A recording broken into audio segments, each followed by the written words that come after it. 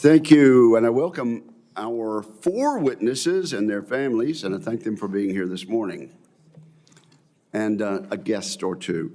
Mr. Brandon Williams has been nominated to be Under-Secretary of Energy for Nuclear Security and the Administrator of the National Nuclear Security Administration, NNSA. As the Administrator, Mr. Williams would be responsible for rebuilding and modernizing our long-neglected nuclear weapons stockpile. Failure here is not an option.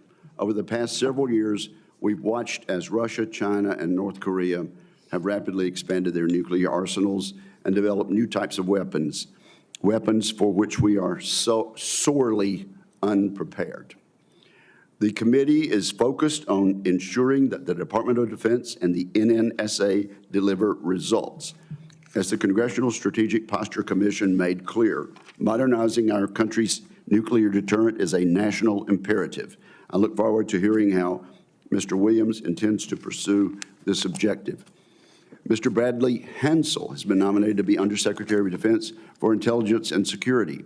In addition to serving as the Secretary of Defense's principal advisor on intelligence, counterintelligence, security, and law enforcement matters, the Undersecretary is tasked with protecting the Department's most sensitive information from our adversaries. This includes ensuring the provision of timely and accurate intelligence to our forces, overseeing the security clearance vetting process, guarding against insider threats, and protecting our industrial base from China's aggressive campaign of espionage and theft. Mr. Hansel served as a naval officer and an Army Green Beret during his distinguished career in uniform. He saw firsthand that quality intelligence is crucial to executing the mission. That experience and his work in the private sector gives me confidence he will do an excellent job. I look forward to hearing Mr. Hansel outline his priorities for our intelligence and security enterprise. Mr. Earl Matthews has been nominated to be the General Counsel of the Department of Defense. He has a distinguished career as a judge advocate in the Army Reserve and the Army National Guard, serving as the Senior Headquarters Staff Judge Advocate for the D.C. National Guard.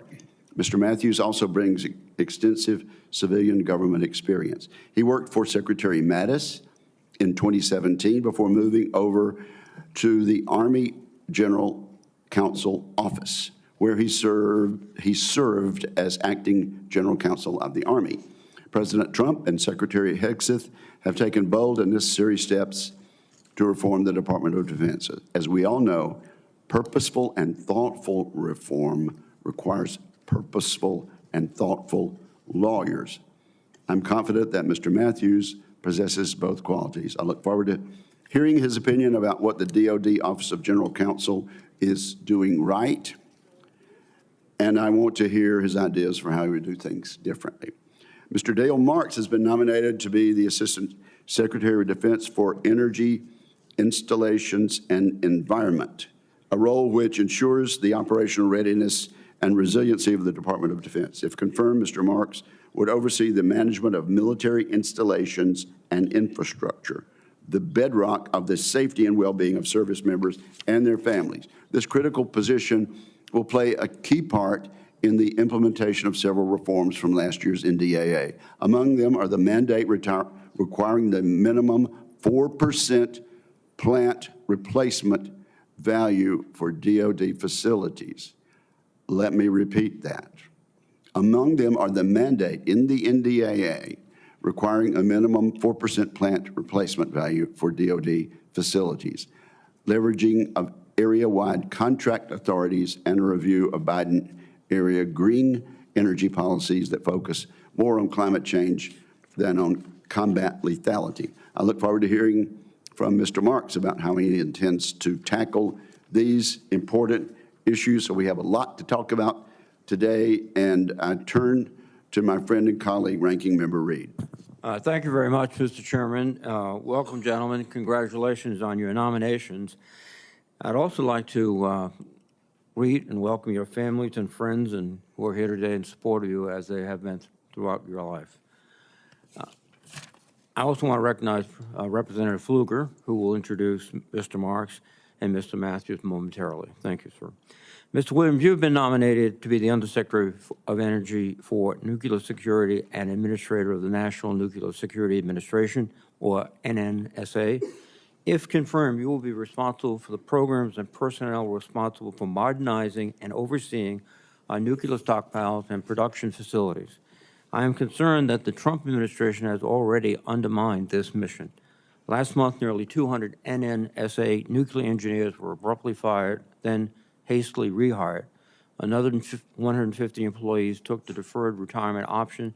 Just last week, more than 8,500 employees at the Department of Energy, about half of the entire workforce, were identified by the Office of Management and Budget to be fired, including 500 NNSA employees. The potential damage to the NNSA and the threat to the safety of all Americans should be alarming. Mr. Williams, as a former congressman, Navy veteran, and entrepreneur, I would like to know how you will approach this challenge and how you will work to protect the vital workforce of the NNSA. Mr. Hansel, you have been nominated to be Undersecretary of Defense for Intelligence and Security.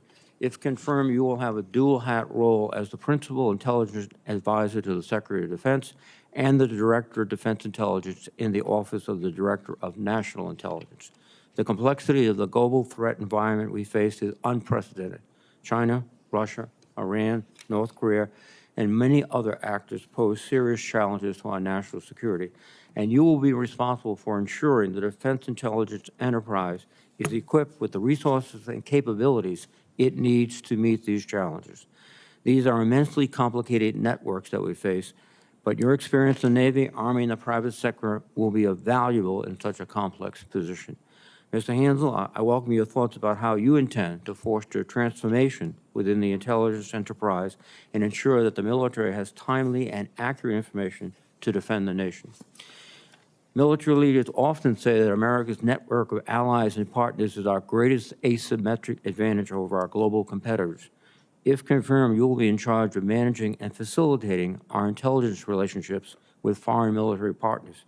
I fear that many of the actions taken by the President and his subordinates, such as cabinet members discussing classified information on Signal, to eliminating foreign assistance, to placing tariffs on many of our closest allies, undermines these longstanding relationships and makes it less likely that they will trust us with their most sensitive information. I hope you will lay out your plan for ensuring that our network of allies and partners remains strong. Mr. Matthews, you have been nominated to be the General Counsel of the Department of Defense. The General Counsel serves as the Chief Legal Officer of the Department of Defense and is the primary legal advisor to the Secretary of Defense. If confirmed, you would provide legal advice and counsel on the full scope of Defense Department missions and responsibilities, including the roles and functions of the military, contracting and acquisitions, military health care, law of armed conflict, military justice, and more. Frankly, I am concerned about the legality of certain activities the Trump administration has ordered the military to execute over the past several months. Public trust in the military can never be taken for granted, and civilian control of the military is a sacred duty that must be carried out responsibly. Mr. Matthews, you have extensive experience as a judge advocate in the U.S. Army and the Army National Guard, and I expect you to always exercise independent professional judgment and to give your best legal counsel to the Secretary of Defense, even if, or especially if, that advice is not what they would want to hear. I would like to know how you will plan to demonstrate this ethos and represent all service members with the professionalism they deserve. Finally, Mr. Marks, you have been nominated to be Assistant Secretary of Defense for Energy, Installations, and Environment. If confirmed, you will oversee the Defense Department's physical footprint, provide management of military installations worldwide, and coordinate environmental, safety, and occupational health programs. Your extensive background in the U.S. Air Force managing infrastructure, testing, logistics, and other issues should serve you very well. There are a number of significant challenges you will need to address.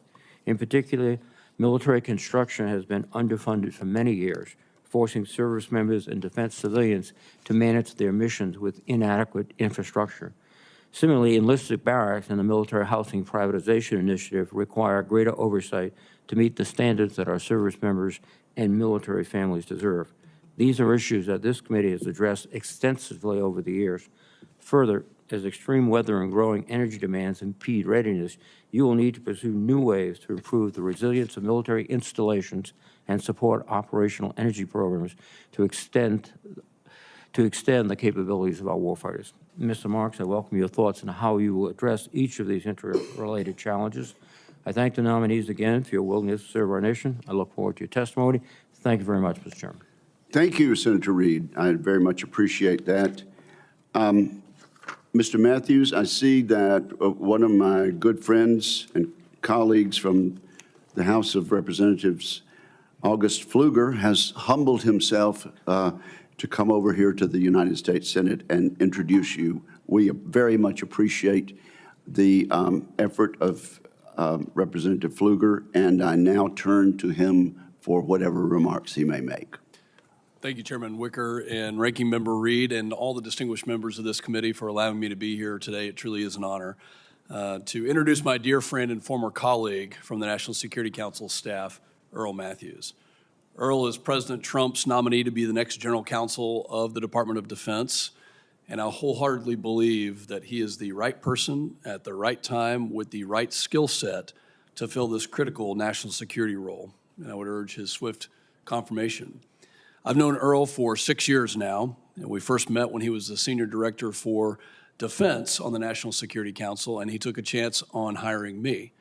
Do not let that in any way cloud your judgment on him. He is a great person. But during this time, I've witnessed Earl's successful leadership capabilities firsthand as he led a hand-picked 11-person team of civilian and military professionals charged with advancing the President's defense policy agenda through the interagency. And in fact, Earl was instrumental in establishing the U.S. Space Force, one of the most visionary and transformative decisions for our national security. And despite facing significant resistance within the Pentagon bureaucracy, Earl led the charge on behalf of President Trump to make this vision a reality. Earl's story is one of resilience, one of dedication and service. Born in Philadelphia into a family with a proud generational tradition of military service, he faced adversity early in life when he lost his mother shortly after his birth. He was raised by his maternal aunt, Marietta, a retired Pennsylvania government employee whose guidance and support undoubtedly shaped the man he is today. She is here today alongside her husband and so many of Earl's family members and friends, and they are here to show their unwavering support. They're directly behind us. I can't think of a more proud and affirming statement than to have your own family and your own friends at a confirmation hearing of this importance. I can say without a reservation that there is no one more qualified or more deserving to serve as General Counsel of the Department of Defense than Earl Matthews, who has served with character, with integrity, and with dedication that is worthwhile of our great national security enterprise and of the Department of Defense. Chairman, Ranking Member, thank you for allowing me to introduce my good friend, someone who is incredibly qualified to fill this position, and I yield back. Thank you, Representative Pfluger. We very much appreciate it, and thank you for pointing out the friends and family members who are present. We welcome them and hope that they enjoy the hearing. So, Representative Pfluger, you are free to go. You're welcome to stay, but I know you're very, very busy. We do appreciate your input. And I now turn to my distinguished colleague, Senator Scott, who I understand will be saying some words of support for Mr. Marks. So, Senator Scott, you are recognized.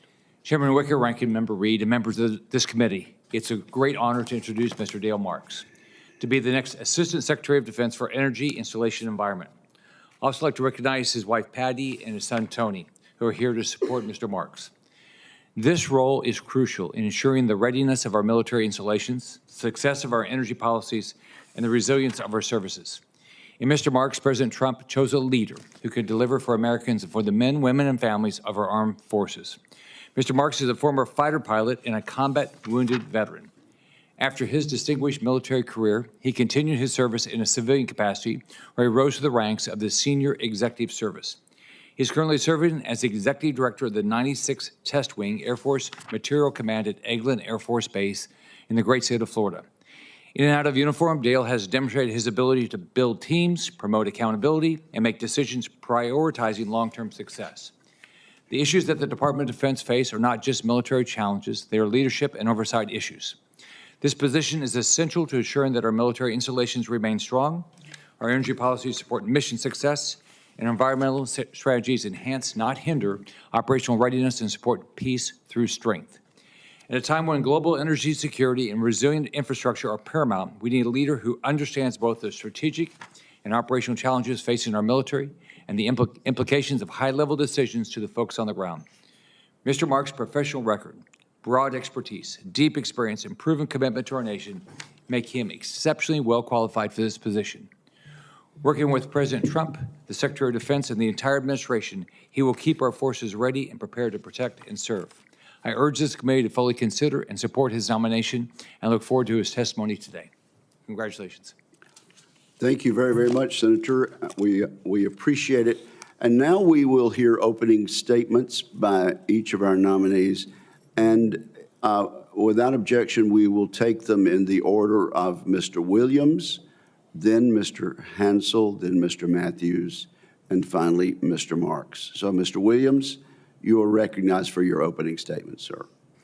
Chairman Wicker, Ranking Member Reed, thank you for inviting me to be considered by this committee for this important position. And also thank you, Senator Fisher. I know that the mission of the NSA is near and dear to your heart, as well as you, Senator King. Thank you all of the distinguished members of this critically important committee. It's truly an honor to appear before you today.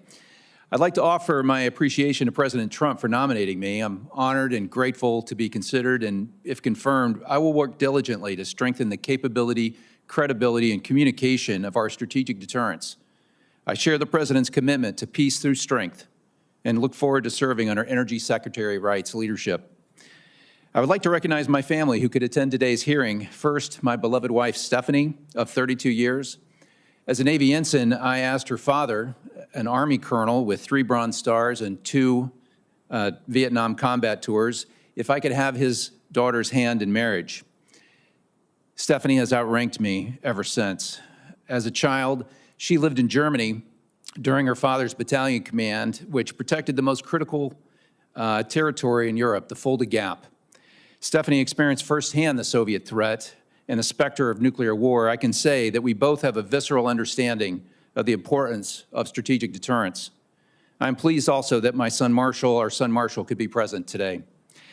At the Department of Energy, the National Nuclear Security Administration has functioned in relative obscurity for many decades, but has recently been thrust back into the public consciousness. In my estimation, the men and women of the NNSA comprise one of the greatest scientific and engineering organizations in human history. They are exceptional machinists, technicians, marksmen, logisticians, engineers, computer and data scientists, physicists, and weapons designers. This workforce, since the Manhattan Project, continues to ensure the safety, security, reliability, and effectiveness of our nuclear stockpile. If given the opportunity to lead this extraordinary organization, I will do so humbly in the shadow of great Americans like Admiral Rickover, Ernest Lawrence, and Robert Oppenheimer. I have watched many hours of questioning and testimony from this committee, and I know that you're aware the hour is late and the need is urgent to restore our nuclear weapons enterprise. During your hearings, I've repeatedly heard the concerns of our military commanders of our strategic forces. This committee has provided critical bipartisan leadership and keen foresight to respond to the growing threat from China, Russia, and others. You have set in motion the necessary modernization efforts. Respect is also due to my colleagues and my friends in the House of Representatives. As a member of Congress, I served as the chairman of the Energy Subcommittee for the Science, Space, and Technology Committee, where I had oversight oversight over our prestigious DOE national labs and was privileged to visit many of them. Independent of my committee obligations, I actively sought briefings from NNSA leadership and staff on the challenges and needs of maintaining and strengthening our strategic deterrence posture. I am aware of the many historic challenges that NNSA now faces. Again, it's with humility that I ask to be entrusted with this important mission. I am deeply committed to America's strategic deterrence. In May 1989, I witnessed firsthand the student protests in Tiananmen Square, and later that fall enrolled in an introductory class on strategic deterrence and soon volunteered for nuclear submarine duty.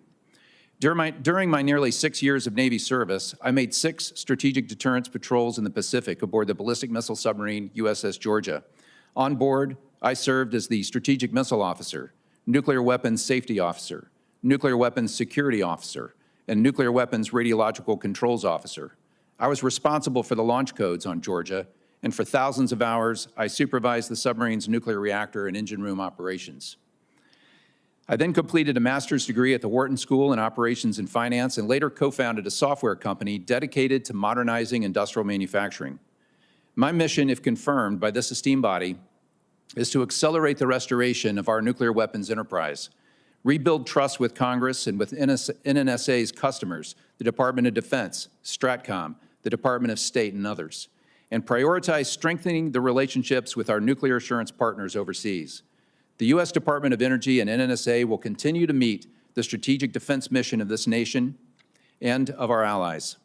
As the world grows more perilous through nuclear proliferation, if confirmed, I will work to keep nuclear materials out of the hands of bad actors and to protect Americans at home from nuclear terrorism. I am truly humbled to be considered and look forward to answering your questions. Thank you very, very much, Representative Williams. Mr. Hansel. Chairman Wicker, Ranking Member Reed, and distinguished members of this committee, thank you for the opportunity to appear before you today and for your consideration of my nomination to be the Undersecretary of Defense for Intelligence and Security. I would like to thank President Trump and Secretary Hegseth for the trust and confidence they have placed in me. Nearly 5 years ago, I was honored by this committee's strong bipartisan support for my nomination to be the Deputy Undersecretary. While the full Senate was not able to hold a floor vote before the election, I'm here today to earn your broad support for my nomination as the Undersecretary. My first inspiration to serve this country started with those in my family who served before me. For 3 generations, my family has sworn to protect and defend the Constitution. I will always recall my grandfather's pride when speaking about his service as a young sailor in the Pacific. Both of his sons became naval officers, and both of my brothers here today currently serve. Michael is a civilian with the Navy, and my brother Brian currently commands in the Marine Corps F-35 squadron. My commitment and passion for service deepened with my own, as both a naval officer and an Army Special Forces officer. One of the most powerful driving factors of my life came from the privilege of commanding soldiers in combat. I felt there existed a social contract that some of the most impressive men and women of our country would do what is asked, when it's asked, with incredible risk to their own lives. In return, their leaders hold the sacred responsibility to do everything in their power to ensure, when necessary, it's the right decision and every possible advantage is afforded to them. My role to fulfill this responsibility in uniform ended after being wounded in Afghanistan. I am beyond grateful for the opportunity, if confirmed, to work tirelessly in support of that same contract and with it, the warfighter. I would like to thank my truly exceptional wife, who's with me today, who impresses me every day in her own right, for her willingness to sacrifice in support of this cause, as well as Connor, our 1-year-old son, who we hope someday gets to feel the joy of serving a cause greater than himself. I believe the combination of experiences in my career have made me uniquely qualified to drive meaningful impact in this role. My deep understanding of intelligence ranges from the tactical to strategic level. As a Green Beret, my team conducted the entire intelligence cycle to include the development and utilization of intelligence sources, which I then relied on when planning and leading combat missions. I know the value of getting it right and the human price of getting it wrong. As a senior director on the NSC staff, I leveraged intelligence in the formulation of policy and led efforts in my portfolio to address the responsiveness of the IC and foundational coordination challenges between IC components. In the private sector, I leveraged my leadership and business operations expertise to advise companies on improving performance. As a leader in BCG's public sector practice, I also had the opportunity to apply industry best practices to the very unique government domain, as we partner with leaders in both the DoD and the IC to address their challenges. Effective management of the defense, intelligence, and security enterprise is essential, and we must align efforts to maximize effects downrange and return on our investment. This includes ensuring we have the right technology and organizational structure to enable our personnel, some of America's best, to increase their impact in today's operational environment and to position the enterprise for the rapidly changing landscape of the future. We must better enable intelligence to inform department investments, effectively matching capabilities with threats. With program costs exceedingly high and the cost of misallocation on the modern battlefield even higher, the premium on intelligence effectively informing the entire acquisition lifecycle is at an all-time high. Lastly, we must ensure the department has all the tools required to most effectively compete along the full continuum of conflict. Our adversaries are increasingly conducting malign activity below a threshold that has traditionally triggered a military response. Enhancing our irregular warfare capabilities will allow us to provide risk-informed options to better compete short of armed conflict and reestablish deterrence in line with the Secretary's priority. I believe offensive cyber capabilities and an increased focus on defense human are areas for opportunity. Finally, offensive counterintelligence efforts are essential in imposing a cost on our adversaries. If confirmed, I look forward to implementing these efforts and serving the amazing men and women of the enterprise to support the Secretary's priorities. In closing, I am deeply committed to working with this committee and with Congress to provide information needed to carry out oversight responsibilities. Thank you for your time today and consideration of my nomination. I look forward to your questions. Thank you very much, Mr. Hansel. Thank you for your service. And as a matter of fact, you were severely injured in combat in Afghanistan. And it's somewhat of a miracle that you're here. We commend you for your service, and we commend those caregivers and medical personnel that helped you recover. So thank you for your testimony. Mr. Matthews, you are next, and you're recognized.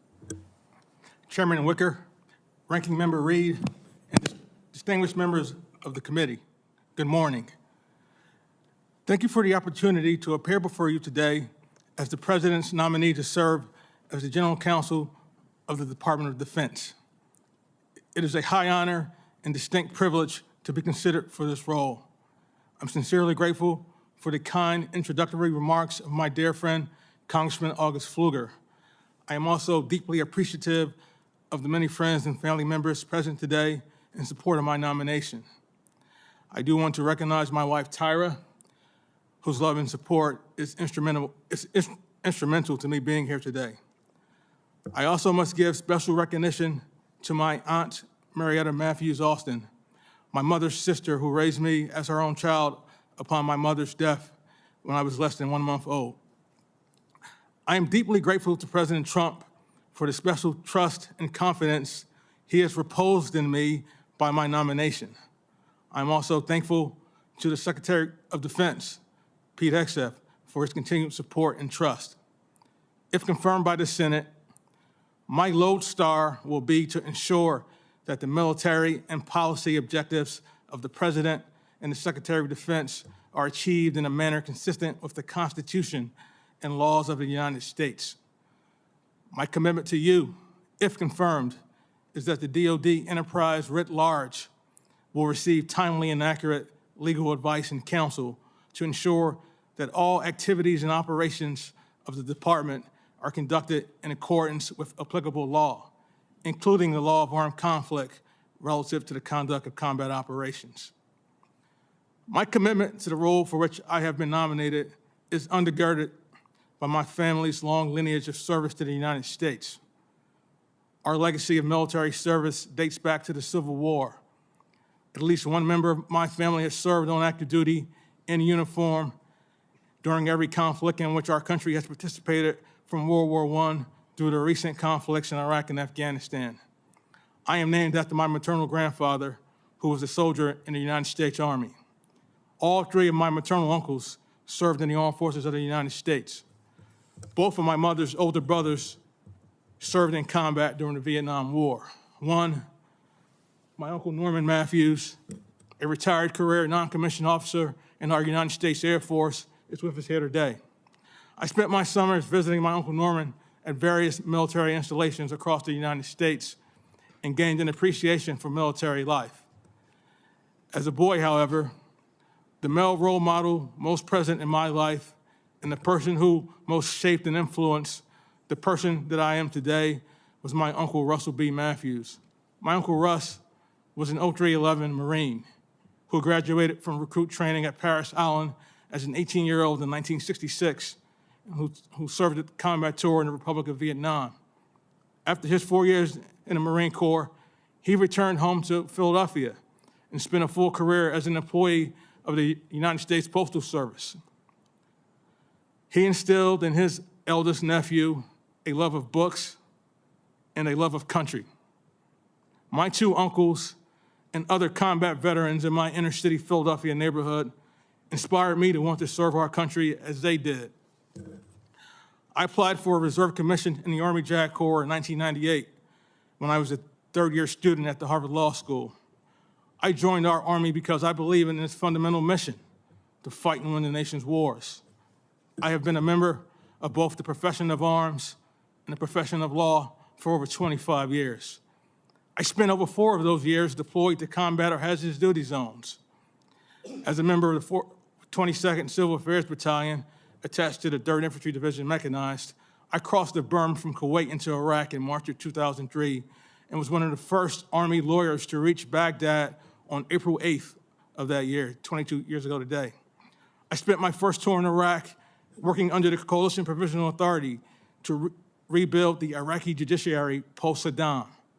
And I served as a legal advisor at a detention facility in Baghdad, where I saw our Iraqi and third country national detainees being treated with humanity, dignity, and respect as required by the law of armed conflict and as is the standard for our forces. I routinely interacted with the International Committee of the Red Cross during my time in Baghdad. My first tour in Iraq enhanced my understanding of the critical role played by DoD lawyers in expanding and sustaining the rule of law. I remain firmly and deeply committed to the rule of law. I have been privileged to serve as a judge advocate during operational deployments to Bosnia, twice to Iraq, to Afghanistan, and to the Horn of Africa. Additionally, I have served a civilian tour in Afghanistan as an intelligence officer, working closely with interagency partners in support of the joint warfighter. I have completed additional assignments as a military lawyer in both the Office of the Judge Advocate General of the Army and the Office of the Legal Counsel to the Chairman of the Joint Chiefs of Staff. In a civilian capacity, I have served as a career DoD attorney at the Defense Intelligence Agency and as a senior political appointee in my role as Principal Deputy General Counsel and Acting General Counsel of the Department of the Army, the largest component within DoD. In my previous roles, I have been privileged to work with the consummate legal professionals of the Office of General Counsel of the Department of Defense and to have collaborated with that office on numerous legal issues. I have interacted professionally with nearly every person who has served as DoD General Counsel or Acting General Counsel over the last 22 years. I revere the office and hold this mission sacrosanct. If confirmed, it will be my honor as a temporary custodian to preserve and advance the DOGC mission in support of our Constitution and laws, in support of the men and women of the department, both military and civilian, of their families, and of the American people that the Department of Defense exists to protect. If confirmed, I am also committed to working with this committee and its staff to ensure that the Congress is fully and currently informed of the activities, initiatives, and operations of the Department of Defense. Thank you again for allowing me to be here today. I welcome your questions. Thank you, Mr. Matthews. Mr. Marks. Chairman Wicker, Ranking Member Reed, and distinguished members of this committee, it is an honor to be considered for the role of Assistant Secretary of Defense for Energy, Installations, and Environment. I'm incredibly humbled by the opportunity. Thank you to Senator Scott for his gracious introduction and unwavering support for the Florida defense communities where I've had the privilege of serving for the past 8 years. I'm deeply grateful to President Trump for his trust and confidence in me. I especially want to thank Secretary Hegseth for his laser-focused efforts on behalf of our warfighters. 3 factors motivate me to serve this nation and its men and women in uniform. The first is my faith and trust in Almighty God and the provision of his endless grace in my life. All glory is his. The second is my family, starting with my beautiful wife, Patty, who has stood by my side through far more than anyone should ever ask. my son Tony, also here today, who inspires me with his creativity and perseverance daily, and then my 3 other children who could not be here today, Michelle, Kristen, and Robert, and their amazing spouses. I am continually impressed by the servant leaders they have become, and then, of course, I must mention the blessings of 4 grandchildren. I also want to thank my many friends and colleagues who have helped me in my journey to this moment. The third factor is a deep and abiding love for our great nation. I've spent more than half my life serving our country, with almost a third of that deployed in combat to some far-off land, even as a civilian in support of our national defense.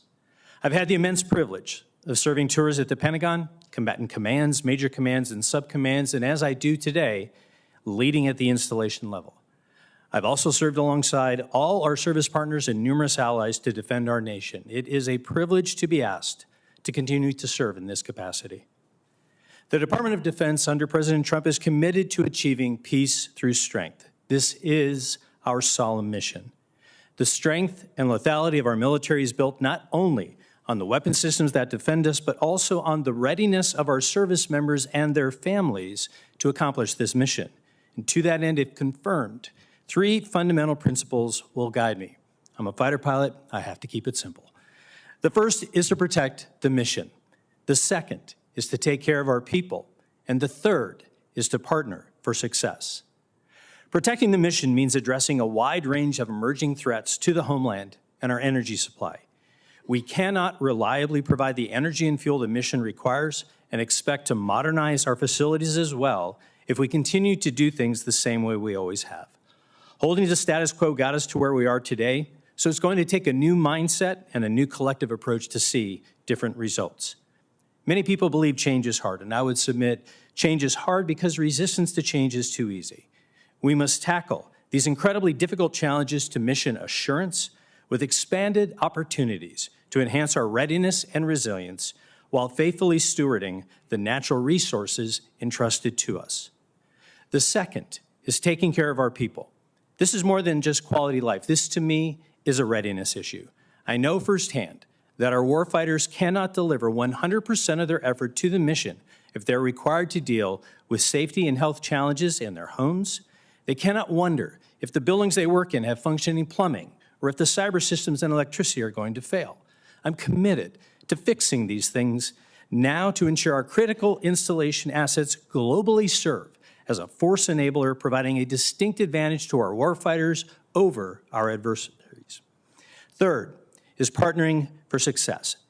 The DoD exists in over 800 locations around the globe. This means we need to be good community partners, working with both our civic and business leaders to improve the resilience of our military installations inside and outside the fence line.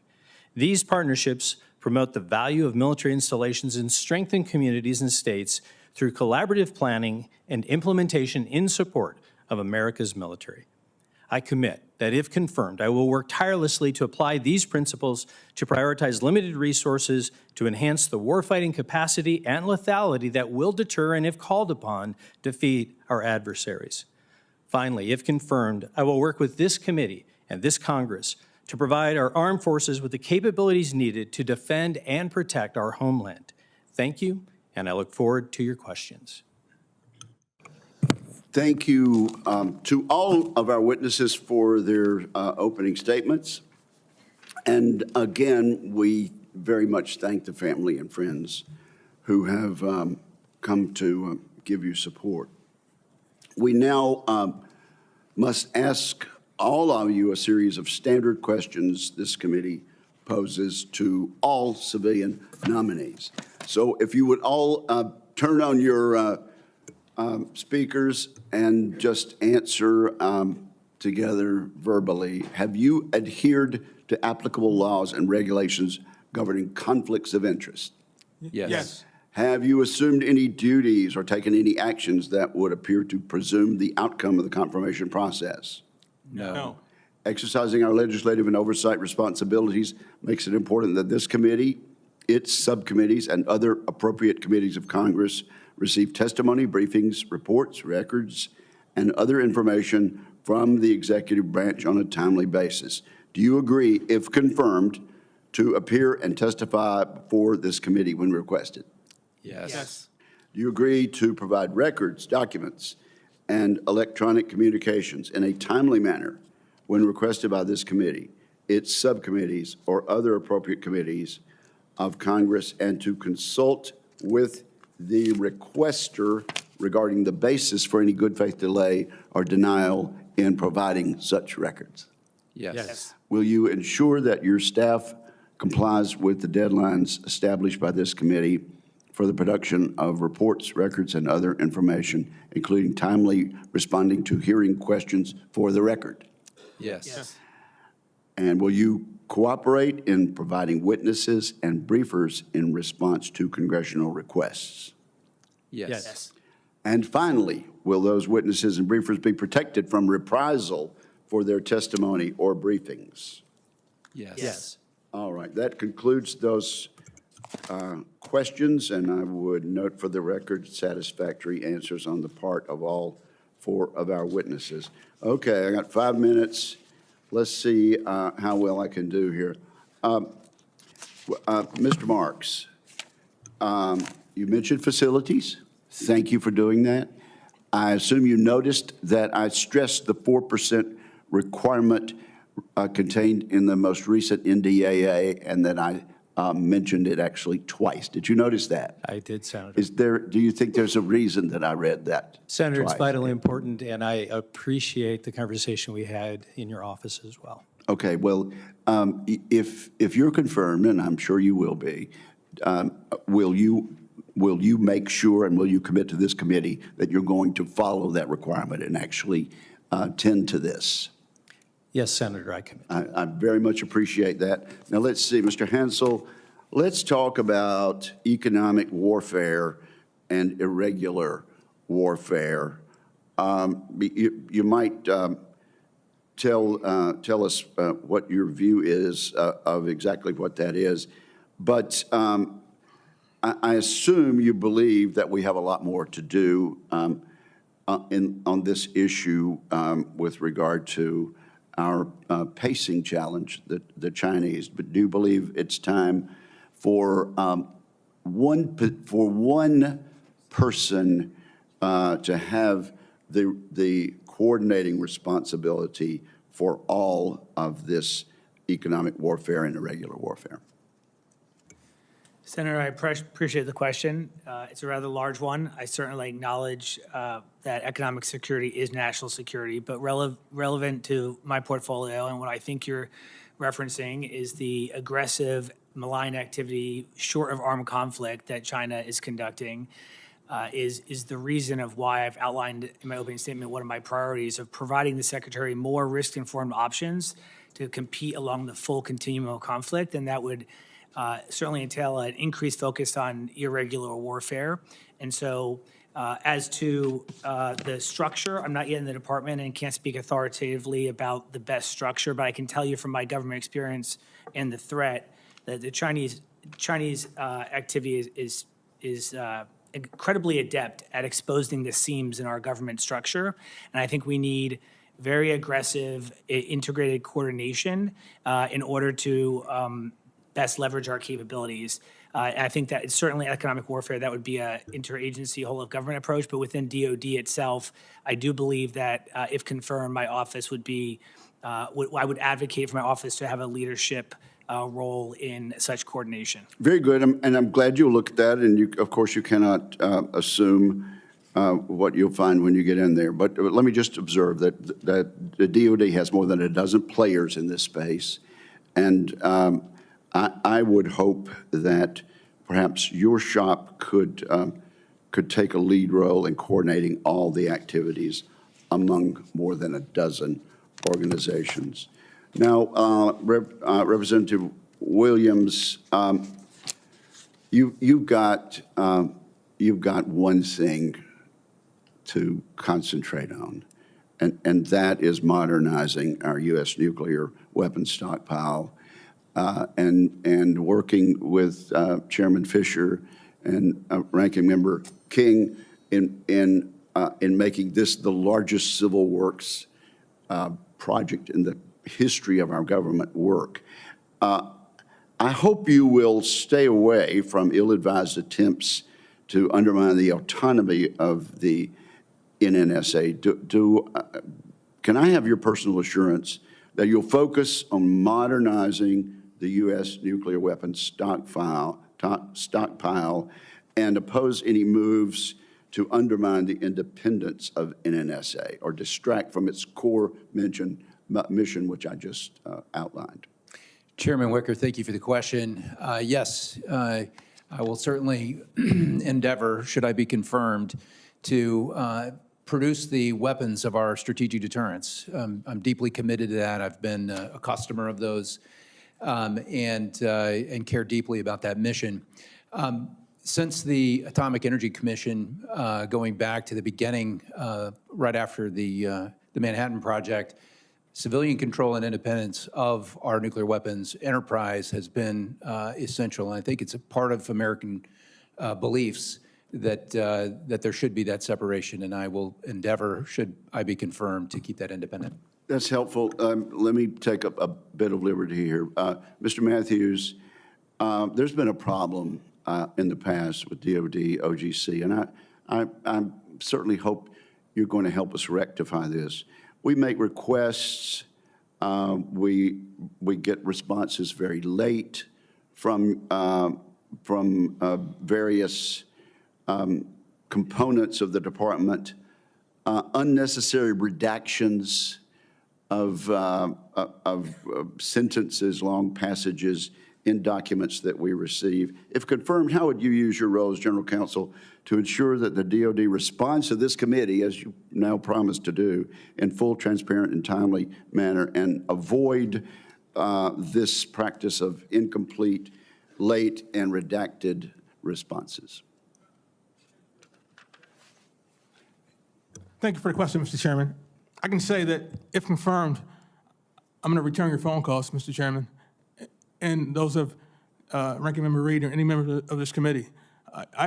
I view the Congress of the United States as the board of directors for the Department of Defense, and I consider it my responsibility. If confirmed, I would consider my responsibility to be responsive. Okay, well, I appreciate that. You know, we can have a hearing, Senator Reed, down in the classified SCIF if we need to. But once we get down there, the redactions need to be lifted. And so I'll leave it at that. And I thank my colleagues for indulging me. Thank you very much, Mr. Chairman. Mr. Williams, you will be the senior lawyer in the Department of Defense, and Secretary Hesed has made it very clear in multiple ways that he has not much respect for lawyers. Among his first actions, he dismissed the JAGs for the Army, Navy, and Air Force. And these officers are absolutely critical to guide the department, particularly in complying with the law of armed conflict and ensuring that the military adheres to restrictions and rules that would touch upon any type of domestic deployment. So, Mr. Master, do you commit to following the rule of law and the Constitution, even if the Secretary disagrees? Unreservedly, sir. Yes, I do. Thank you. Do you commit to always exercising your professional legal judgment free of political influence? I do, Senator. Federal law states clearly that no DOD employee may interfere with the provision of independent advice by TJAGs to military service leadership and by JAG officers to commanders. Do you commit to fostering and continuing and protecting this independence? Yes, Senator, I will always follow the law. Will you ensure that the acting IG will not be influenced or interfered with as he conducts his duties, including the evaluation of Signal Gate? If confirmed, Senator, yes, I do. Thank you very much. Mr. Williams, you're in charge with a very challenging assignment, leading NNSA. As I indicated in my opening remarks, in mid-February, 177 employees were laid off, and 153 took early retirement. Now, 150 of those first batch, the 177, returned. They were called back because NNSA realized they couldn't function without them. But NNSA has been chronically understaffed through the years. And now, as I mentioned, too, they've declared that DOE will shed 8,500 employees, and that boils down to about 500 civilians at NNSA. How can you make the organization function when morale has been spiraling downwards because of these personnel changes and simply the lack of personnel? Thank you for the question, Ranking Member Reed. I've read those reports, although I have no firsthand direct knowledge of any of those decisions within the Department of Energy or within NNSA. As I mentioned in my opening statement, the men and women of NNSA are an exceptional organization, I think, actually in human history. And they will be essential to accomplish the scope of the task that's been outlined by this committee, the resources that have been entrusted over the last decade of a real rebuilding of it. And I can assure you that I will advocate for the men and women of NNSA that we can accomplish that mission together. Well, I hope you do, because if you lose 500 personnel, you'll be sitting up at night, not just worrying, but also watching our weapons. Mr. Hansel, you, as the USD INS, are responsible for carrying out Section 714 of Title 10, which authorizes the Secretary of Defense to provide protection and personal security in the United States to designated individuals who are under a serious and credible threat to their safety. The most recent annual threat assessment of the U.S. intelligence community in March of this year stated, Iran seeks to target former and current U.S. officials it believes were involved in the killing of Islamic Revolutionary Guard Corps Quds Force Commander Qasem Soleimani in January 2020, and previously has tried to conduct lethal operations in the United States. There are two former defense officials, Secretary Esper and Joint Chiefs of Staff General Milley, who have had their protection removed. Do you believe that decisions related to whether or not this protection should be based on the assessment of the threat by the intelligence community? Thank you for the question, Senator. I'm very aware of the specific 714 language and specifically its new ability for the Secretary to delegate this responsibility to the Undersecretary for Intelligence and Security versus the prior restriction to the Deputy Secretary. And I'm very familiar with the regulation and that there's two categories. One, that folks that get can receive this benefit because of the nature of the position. And second, is a population mostly DOD and DOD retired that is based on circumstances. One of those being serious, credible threats, the other being overwhelming operational circumstances, and that the law says that determination shall be made based on a threat assessment. So to answer your question specifically, the law is clear that a threat assessment should inform that, and I'm also aware of the congressional notification requirements in that law, and if confirmed, would intend to follow it as written, and I think additionally make an overall assessment of the program to ensure we have a sustainable sustainable framework that allows us to mitigate risk to force in a standardized way.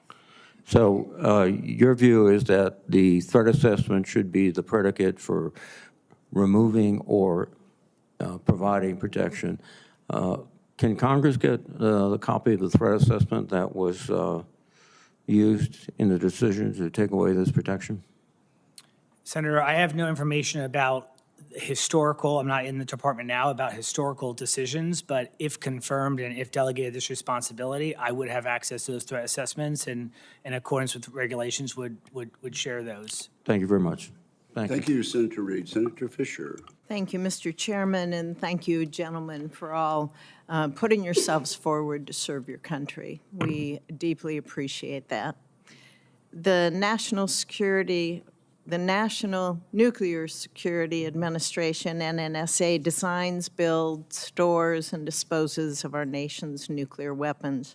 Our stockpile remains safe, secure, effective, and credible thanks to the hard work done every single day by NNSA and our national security laboratories. Mr. Williams, I appreciate our earlier conversations and agree that NNSA faces immense challenges. After the end of the Cold War, NNSA infrastructure recapitalization efforts were abandoned. and now we must modernize most of the enterprise without interrupting the production of new nuclear weapons.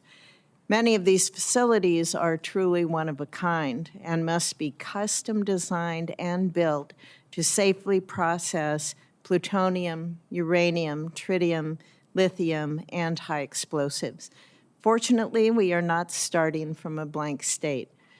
The NNSA has produced an enterprise blueprint that shows all the facilities that need to be built over the next 25 years and then sequences them in priority, linking them to a new warhead production effort.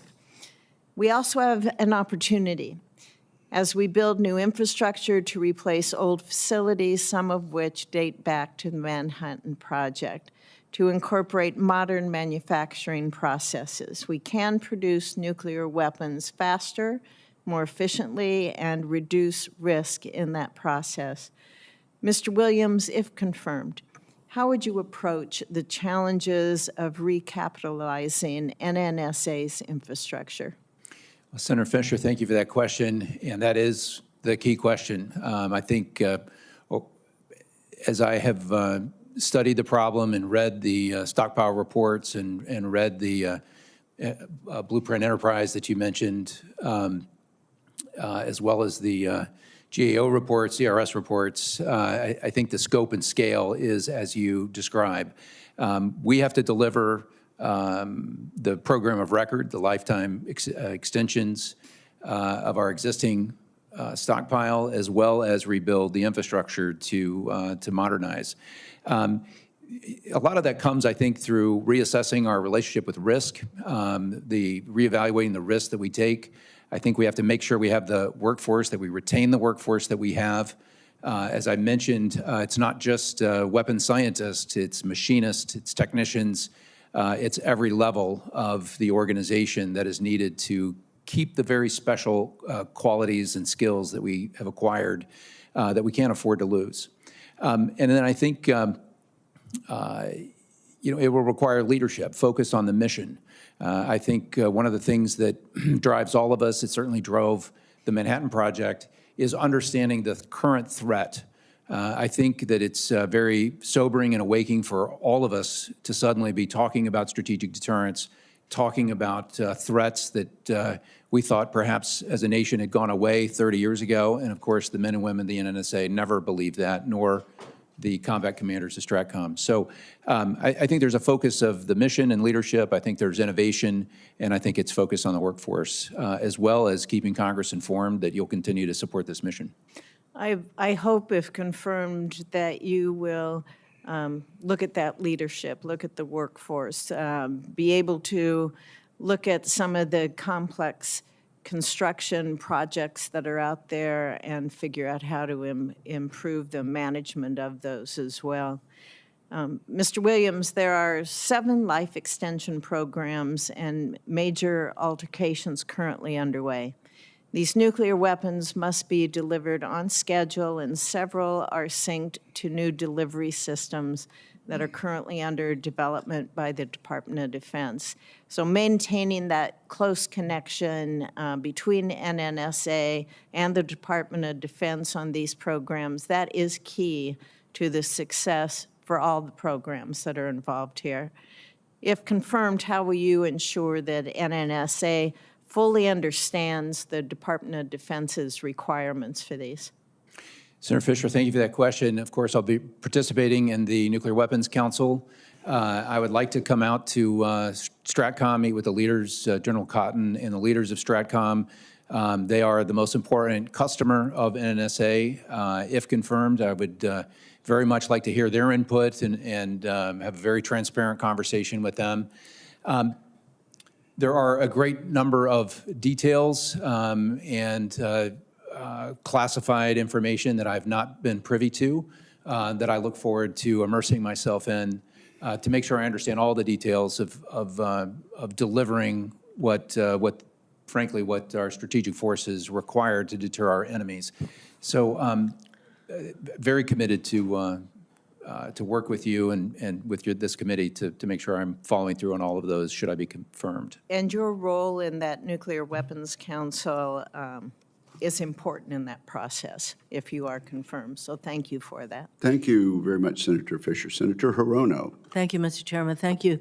Welcome to all of our nominees. I asked the following two initial questions of all nominees before any of my committees to ensure the fitness to serve. So we'll start with Mr. Matthews, and we'll go right down the line. Since you became a legal adult, have you ever made unwanted requests for sexual favors or committed any verbal or physical harassment or assault of a sexual nature? Please, down the line. No. No. No, Senator. Have you ever faced discipline or entered into a settlement relating to this kind of conduct? No, Senator. No. No. No. For Mr. Marks, several military training areas very critical to Indo-PACOM. These land leases in Hawaii are set to expire in 2029, right around the corner. These leases, as I mentioned, are critical to ensuring U.S. and allied military forces can adequately train in the Pacific. However, the lands involved also hold cultural significance to the Native Hawaiian community.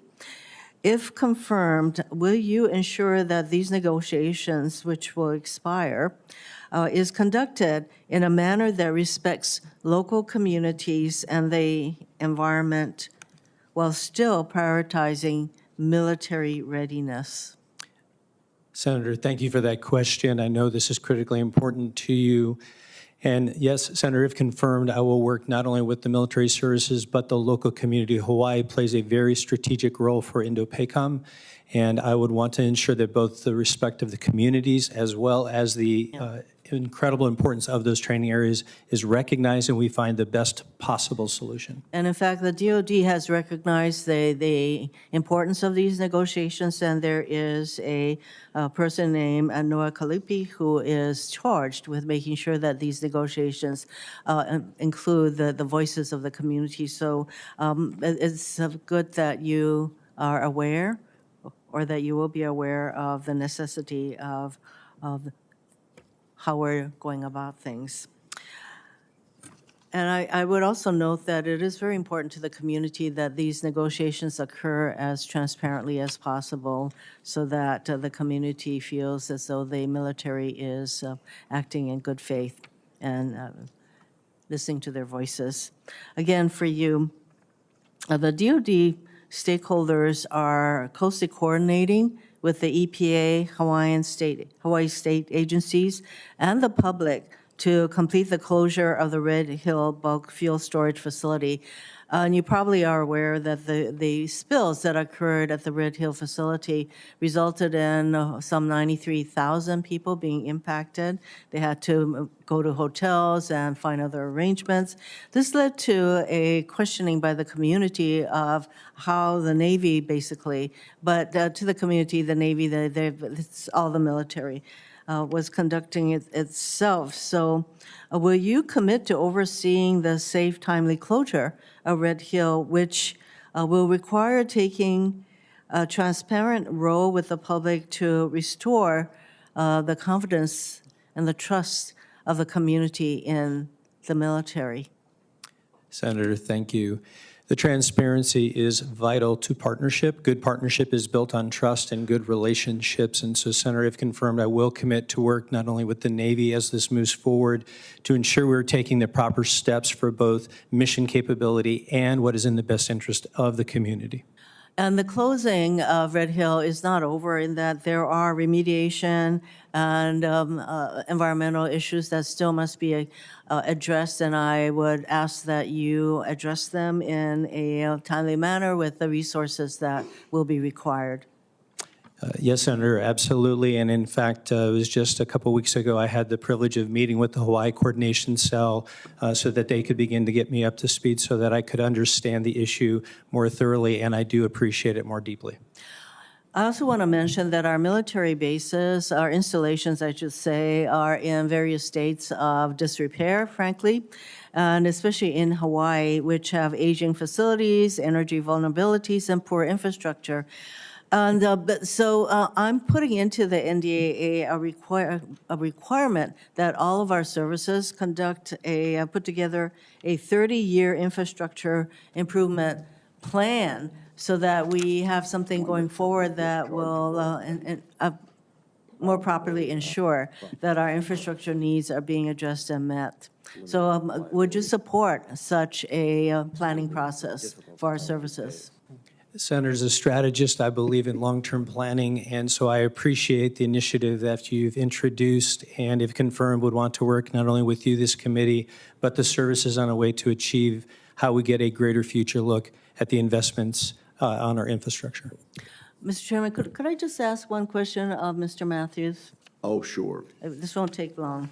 So I'm glad that you testified that you will follow the rule of law and that the independence of the JAG officers, that's very important. Do you have any concerns about the fact that the military services senior JAG attorneys were fired? Good morning, Senator Hirono. Thank you for the question. Not being in the department, I wasn't privy to the reason for the decision of Secretary Huckstep to request nominations for the Judge Advocate General. I will say that from my understanding, the Navy TJAG had resigned before the beginning of the administration. So I don't believe it was actually said he was fired. I think the Secretary requested nominations for the Army and the Air Force Judge Advocate General. I think he acted according to law when he did so. So I would say that I share your concern about the independent the independence of legal advice. So Senator you Hirono, can perhaps- imagine we have some concerns about what happened because no reasons were given. Thank you, Mr. Chairman. Perhaps you can follow up also on the record, Senator Hirono. Thank you very much. Senator Sullivan. Thank you, Mr. Chairman, and I want to thank all the nominees and their families. By the way, it's a really, really impressive group of nominees, all veterans, all have served in incredible capacities, Purple Heart recipients. This is very impressive. So thank you to all of you. I'm not going to quiz you on the great Billy Mitchell, father of the U.S. Air Force, who said that Alaska was the most strategic place in the world. I know you already know all that. I just want from each nominee your commitment to come to Alaska, to me, to see this strategic place and see our wonderful military forces there. Can I get each of you to commit to that, starting with you, Mr. Matthews? If confirmed, Senator, it's my first trip. Excellent. Well, that's a great answer. Can anyone else top that? That doesn't have to be the answer. That's a great answer. Maybe you can come before you're confirmed. No, I'm kidding. Senator, Good answer. Senator, as I testified to you 5 years ago about the increased importance in economic and national security of the area, I think that trend will continue, and thus appropriately, I look forward to visiting. Great. Thank you. Senator, I'd be honored. Would likely be in July or August with my fishing. No, you're coming in February, where it's 40 below zero. So long as we can visit ADAC, I've always heard about it. In the Okay, Navy. well, I'm getting to ADAC here in a minute.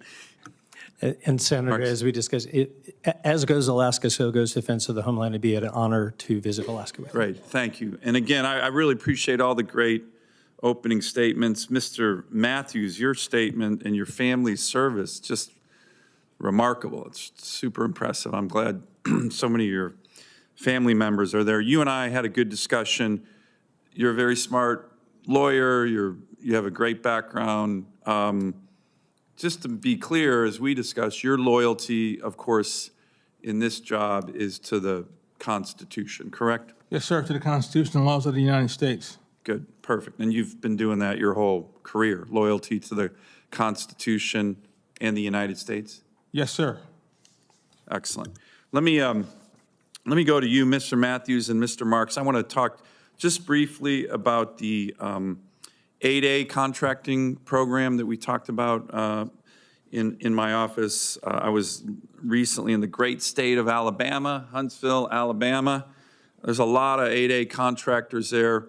You know, this is a program that's been in law for decades. It helps economically disadvantaged communities, but where I don't think it gets a lot of press is just how effective, efficient. I mean, our military, our Pentagon needs effective, efficient ability to deliver services. These companies in Huntsville, I saw a company, it was Alaska Native company that took the request for a armored wheeled vehicle, a Navy Harpoon anti-ship system, to combine them together. They did it in 2 weeks, the design. Then they had manufacturing done where this new system was out on the beaches of Taiwan in less than a year. And the government gets to keep the IP, all done in Huntsville, Alabama. It was unbelievable. The OEMs, the big primes, it would take them 10 years to do something like that. So, Mr. Matthews and Mr. Marks, can I get your commitment to work with this committee? You know, there's some people out there, oh, these are DEIs. This has nothing to do with DEI. This is efficient, effective, good for the Pentagon work. And I just want to make sure you guys agree with me on that. Can I get your commitments on that? Senator, you have my firm commitment. I think we should not paint with a broad brush. Alaska Native corporations particularly have played a unique role in support of the national defense, and we can't ignore that. And made it much more effective and efficient and deadly, correct? Exactly, sir. Mr. Marks? And Senator, if confirmed, you have my commitment. Anything that can get capability into the hands of the warfighter more quickly that helps us defend our nation is of vital importance, and we should support that. Great. Let me very quickly talk about ADAC. The Indo-PACOM commander, NORTHCOM commander, CNO of the Navy have all recently testified either in classified or unclassified hearings saying, look, you look at a map, you look at the Russians and the Chinese, how aggressive they're being in the North Pacific, in the Arctic. We need to reopen that base. There was a Navy team that was there just last week. And can I get your commitment to work with me on that and looking at that really, really critical base that used to be a sub-base? Senator Hirono was talking about Red Hill. ADAC has one of the largest fuel storage depots anywhere on the planet Earth. It's all infrastructure. It's still ready, available. Can I get your commitment to work with me on that?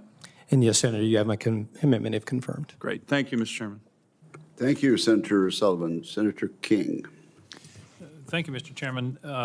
Welcome to all the nominees. I want to echo Senator Sullivan's comments, extraordinarily well qualified, and the work you have done to serve this country prior to this day is exceptional. I want to express my appreciation and recognition of that. I also want to have to go back to our wonderful chairman, John McCain, and remind the senator that Billy Mitchell was court-martialed, but that's another story. But I think he got his rank back after that, but he was. This is something that's been going on for 10 years in this committee. Turns out he knew what he was talking about. He did. Thank you, Mr. Chairman. Okay. Mr. Williams, I know Senator Reed raised this question, but I'm gravely concerned about this memo that was mentioned on Friday of the possibility of 500 people in the NNSA as non-essential. That's 20% of the workforce. And the testimony was it's one of the greatest scientific and engineering organizations in human history. I just don't understand how that wonderful organization, that's true, 20% are non-essential. By the way, I did a little calculation. That's 0.2% of the NSA budget is those 500 people. So what's to be gained by reducing the staff by 20% of this essential agency in this moment of the rebuilding of our nuclear triad? Senator King, thank you for that question and for your attention on the workforce, which I think is absolutely critical. If confirmed, I commit to you that I will stand up for the men and women of NNSA, that I will advocate for them. We're facing a moment in history where NNSA must perform. And I think there's opportunities for us to innovate at NNSA, to deliver on the program of record and the expectations that this committee has set, and that will stand up to our adversaries. You're absolutely right. This is a no-fail mission. And in fact, because of the modernization program that we're in the midst of, the demands on NSA have never been greater, probably since the founding of the agency. So I hope you will stand up for that workforce.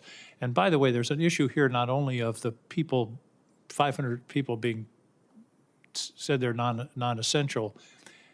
The effect on morale in the workforce, I think, is something to be considered. So I hope you can address this early in your tenure and be sure that the workforce is protected and that the morale and the esprit of the agency can be maintained. Will you commit to that? Mr. King, if confirmed, I will certainly commit to that. I will tell you that my commitment to this deterrence really did begin in Tiananmen Square in May of 1989, and observation of the student protests there. I was in the Pacific on a nuclear submarine during the third crisis of the Taiwan Strait, when the Communist Chinese first launched missiles in the modern age that dropped short and flew over Taiwan in a show of force. In the aftermath of that, as I recall, we sailed a carrier battle group through the Strait of Formosa to show our resolve, and that we can't do that today, and that concerns me. This program's of historic importance. I couldn't agree more. Mr. Hansel, I always ask intelligent officials the same question. Will you tell the president the truth even if it's something he doesn't want to hear? Absolutely, I would do so, and I think the president and the secretary would require me to do so. The former DNI, Dan Coates, put it very succinctly. He said, the job of the intelligence community is to find the truth and tell the truth. And just parenthetically, who started the war in Ukraine? Senator, it's a military fact that Russia invaded Ukraine both in 2014 and 2022, as recently outlined in the unclassified ATA. Thank you. Annual threat assessment. You just earned my vote. Thank you, sir. Mr. Williams, I'm going to overlook the Harvard Law School experience. I think several other senators on this committee labor under that disability. Can you recall an occasion in all of your career as a lawyer for the military when you said no to an officer an order that they wanted to pursue that you told them was contrary to the Constitution or the laws of this country? Senator, I typically try to avoid that situation by providing advice in advance, but I can recall experiences where there were violations of the law of armed conflict, which I had to point out. When I was in Afghanistan one year, we had a platoon leader who had some detainees, and he was making them walk in front of the formation across IED infected land. It was a violation of the law of armed conflict. It's not how we do it. We separate our prisoners and speed them to the rear. So that was something I had to point out. And you made it clear and reversed the there was an investigation. process. Just correct, sir. Thank you. Thank you, Mr. Chairman. Thank you, Senator King. Senator Tuberville. Thank you, Mr. Chairman. Thank you, gentlemen, for being here and your willingness to serve. Mr. Marks, I want to talk a little bit about an issue that affects many of our installations across the country, including my home state, Redstone Arsenal in Huntsville. The issue is military construction, better known as MILCON. We need to move fast, and traditional military construction process is way, way too slow. You know, back at Redstone Arsenal, there are two warehouses as we speak that are going up. One, Military Corps Engineers is building, and the other is by the FBI. These warehouses are roughly the same size, but the FBI facility has a lot more bells and whistles, yet the military warehouse is going to take double the amount of time to build and 150% over the cost of what it's costing the FBI building. How on earth does this make sense? It is a disaster, and I'm sure we're having those problems across the country. Can I get your commitment to go and look at this situation? Lieutenant General Chris Mohan of the AMC commander down there is really looking into this, and I think he could help us with some of this in the future. We need to cut back on the time and the cost of a lot of these buildings. Mr. Marks. Senator, thank you for that question, and I couldn't agree more. We absolutely need to look at additional best practices on ways to speed up our MILCON to include how it aligns with our programs. And so if confirmed, I absolutely would want to dig deeper with you on this to ensure that I see how we can potentially go faster. Thank you. And another quick question for you, Mr. Marks. You recently discussed drone incursions with my staff. Can you tell the committee about that conversation and your experience? Senator, thank you. What we have seen across the country, and especially there at Eglin, is an increase in drone activity and, in fact, activities surrounding our installations, whether that is foreign national turnarounds or other investments, things that we need to make. And so, Senator, in the local area at the installation I currently serve at, we've increased our investment to include increased detection capability so that we can then use the authorities that we have been provided at the installation level to defend those installations. And Senator, if confirmed, I would want to see that expanded so that we can work with the combatant commanders to ensure we are defending our local installations here in the homeland. Thank you very much needed. Mr. Hansel, as you know, one of the organizations you will oversee is USDINS, if you are confirmed, is the Missile and Space Intelligence Center, MISIC, which is a component of the Department of Intelligence Agency. It's located in Huntsville, Alabama. MISIC provides world-class analysis and performance of foreign weapons systems. Mr. Hansel, can you talk a little bit about how important it is for our warfighters to assess the kind of foreign material data that the DIA and MISIC provide? Yes, Senator. I'd first highlight the importance of MISIC as the important relative to the growing importance of the space domain. It becomes ever more critical to our national security, as well as I think critical intel from MISIC should be used to inform the Golden Dome architecture design at every stage of the milestone. Thank you. Mr. Williams, NNSA has been plagued by cost overruns, schedule delays, project cancellations related to construction of nuclear facilities, including uranium processing facility, the Savannah River plutonium processing facility, and others. If confirmed, what specific steps would you take to ensure that these project management failures are not repeated in the future? Thank you, Senator. And that is right at the heart to the plutonium pit production that you mentioned in Savannah River as well in Los Alamos. Is the critical path to restoring our ability to make new nuclear weapons and to ensure the long life extension of our existing stockpile. There's a number of details, a number of classified details that I've not been briefed on in that, but that is, I commit to you, should I be confirmed, that is absolutely a commitment to get that back and to deliver, for the weapons programs. Thank you. Mr. Matthews, if confirmed, what role would you have in advising the President and the Secretary on reforming the JAG Corps? Whoa. Thank you, Senator, for the question.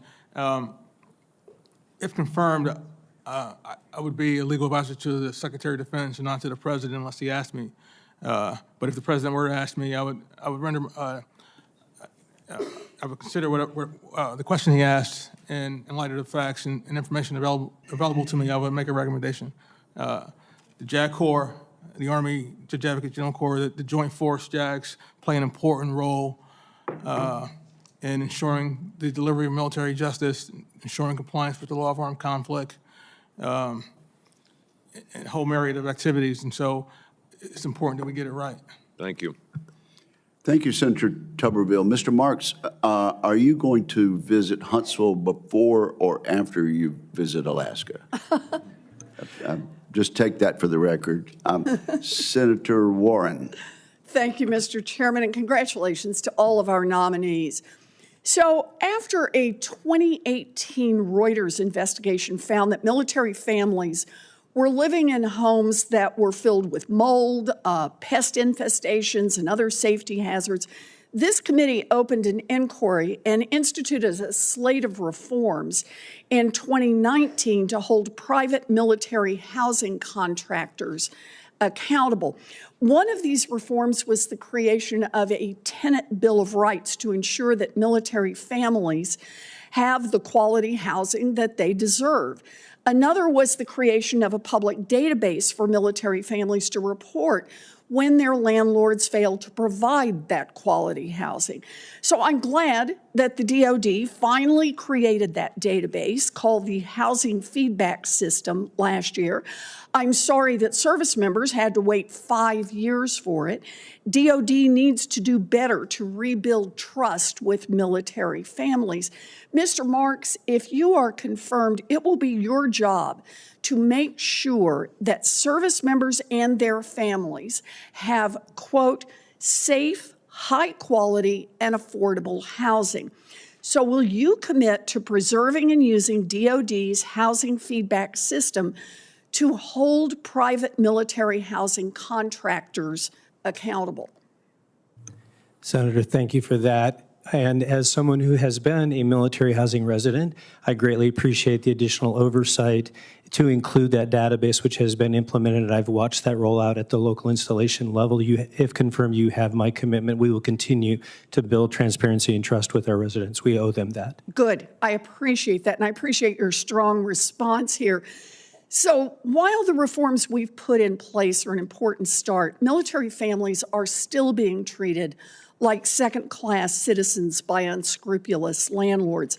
At Fort Belvoir, the housing conditions in these private homes were so reprehensible that families couldn't even live there. But the families had to continue paying rent for their unlivable homes while they made do in temporary housing. Mr. Marks, do you agree that military families deserve the same tenant protections provided to their civilian neighbors?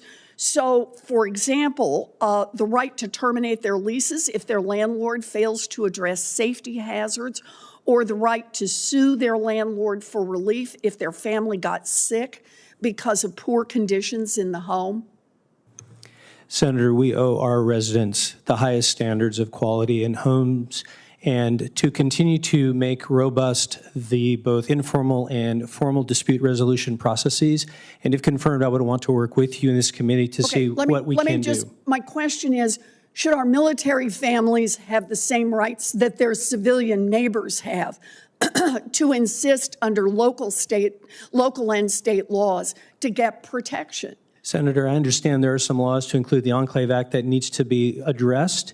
And so what I would want to do is, if confirmed, dig deeper to see how we could address that. I do believe that residents do need to have robust rights to include where they live. Well, you know, we already have a pretty bad example here because these families at Fort Belvoir tried to file claims under the Virginia Consumer and Housing Protection Laws, and their complaints were dismissed because of the Enclave Doctrine. This is the doctrine that says on federal lands, tenants may not be entitled to the same rights as other members of the state or community. I want to work with my colleagues to address this in the NDAA, but DoD also recently provided a response to a letter that I sent with Senators Ossoff and Kane that said the military services already have the authority to require private military housing companies to take corrective action and can negotiate to provide families with additional rights. So let me ask you, Mr. Marks, will you work with this committee and the military services to fight for and enforce military families' housing protection rights and ensure they receive the safe and quality, high-quality housing they're entitled to? Senator, if confirmed, you have my commitment to work with this committee, you and others, and the services on behalf of our residents. We owe them that for the service that they give our great nation. I appreciate that, and I hope this is something we'll take up in the NDAA. We have a duty to make sure that military families' homes are safe so they can stay focused on the mission of keeping the rest of us safe. And substandard housing conditions hurt military readiness. That's a problem we could fix. Thank you, Mr. Chairman. Thank you, Senator Warren. Senator Gillibrand. Thank you, Mr. Chairman. Mr. Hansel, currently there's discussions within the DoD about whether the NSA and the U.S. Cyber Command should be dual-hatted. Do you believe all of the prior reviews of this, do you believe all of the prior reviews of this arrangement, including one just 3 years ago, that have found substantial benefits to that structure? Or do you feel that this should be reconsidered and an open question? What's your recommendation for the future arrangement of a dual-hatted arrangement? Thank you for the question, Senator. Without being in the department and having the most current information, I can't make a full assessment, but I did testify on this 5 years ago. I'm very aware in the interceding time, how robust the capabilities at U.S. Cybercom have become and how the criticality of the cyber domain for our national security. I am very aware of all the lengthy amount of thought that has gone into this to date, the Dunford Commission and the current SSG implementation guide that Secretary Austin put in place and would certainly leverage all thinking to date in any analysis. Although I don't have a specific recommendation on this, I do believe, just like in the private sector, that every organization, to include the defense, intelligence, and security enterprise, has to constantly assess itself to make sure it's aligned with the right tools, organizational structure to maximize effects. I would just note that I am very aware of this committee's language, that any recommendation to change the dual hat comes with a need for both the secretary and the chairman to certify no degradation in operational capability to Cybercom for our national security. And certainly, if confirmed and I conduct a review, would advise the secretary accordingly to that. OUSD is one of the full-time participants of the DoD's cross-functional team for anomalous health incidents. A DoD Inspector General report from March 23 recommended a review and update any applicable counterintelligence guidance and policy documents to address AHI-related information and counterintelligence. To my knowledge, this has still not been completed. Will you commit to reviewing and implementing the recommendations of the DoD IG report? I will, Senator. I think it is absolutely critical. I know firsthand the importance of taking care of those that are willing to put themselves on the line in the service of our country. And if confirmed, I would ensure that the Defense Intelligence Enterprise continues to make AHI a counterintelligence reportable event so that we can determine any relatedness to foreign intelligence service activities. Thank you. Mr. Matthews, Secretary Hegseth just took the unbelievable action of firing the judge advocates general of the military departments. These senior military lawyers were put in place to provide independent legal advice. The law currently states no officer or employee of the Department of Defense may interfere with the ability of a judge advocate general to give independent legal advice. I know Senator Reid asked you a similar question, and you said that you will follow the law and you will work to maintain independence. How are your JAGs supposed to feel about this, and how are you going to assure them that they will not be subject to political pressure? Good morning, Senator. Thank you for the question, and thank you for your work on military justice reform throughout the years. You've known many JAGs, Senator. You know it's hard to control them because you came out with the special trial counsel concept and they opposed it. So when they have an issue, they will not hesitate to speak up, and they will. And it's been my experience that judge advocates and the Joint Force are willing to, they have options. They can leave government service. They can become lawyers at corporate law firms or corporations. So they're going to do the right, they're not in these jobs for money.